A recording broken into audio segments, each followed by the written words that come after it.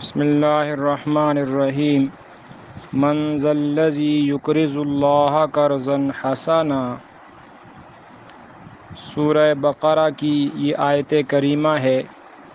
اللہ تعالیٰ ارشاد فرماتے ہیں، کون ہے وہ شخص جو اللہ تعالیٰ کو قرض حسنہ دے۔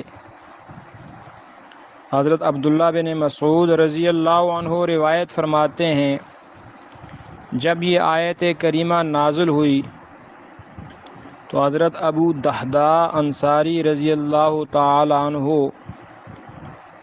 حاضر خدمت ہوئے، کہنے لگے، یا رسول اللہ، اللہ تعالی ہم سے قرض مانگتا ہے۔ نبی اکرم صلی اللہ علیہ وسلم نے ارشاد فرمایا، بے شک۔ کہنے لگے، یا رسول اللہ، اپنا دست مبارک مجھے دے دیجئے۔ پھر نبی اکرم صلی اللہ علیہ وسلم کا دست مبارک ہاتھ پکڑ کر کہنے لگے، یا رسول اللہ، میں نے اپنا باغ اللہ کو قرض دے دیا۔ فرماتے ہیں ان کے باغ میں 600 درخت کھجوروں کے تھے۔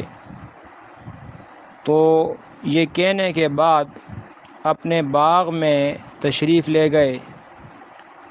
ان کے باغ میں ان کے بیوی بچے بھی رہتے تھے، ان کی رہائش وہاں اس باغ میں تھی۔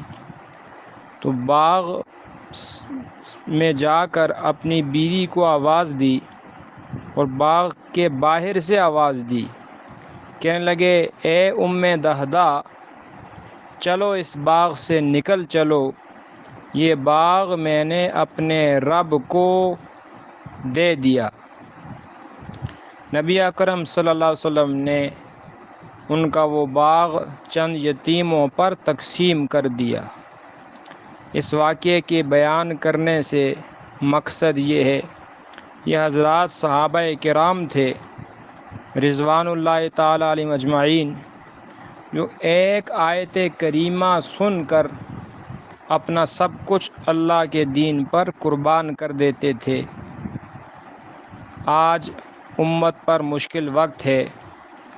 موجودہ سیلاب کی حالت میں ایسے ہزاروں گھرانے ہیں جو بے گھر ہیں، جن کے تن پر کپڑے نہیں، کھانے کے لیے روٹی نہیں، سر پر چھت نہیں۔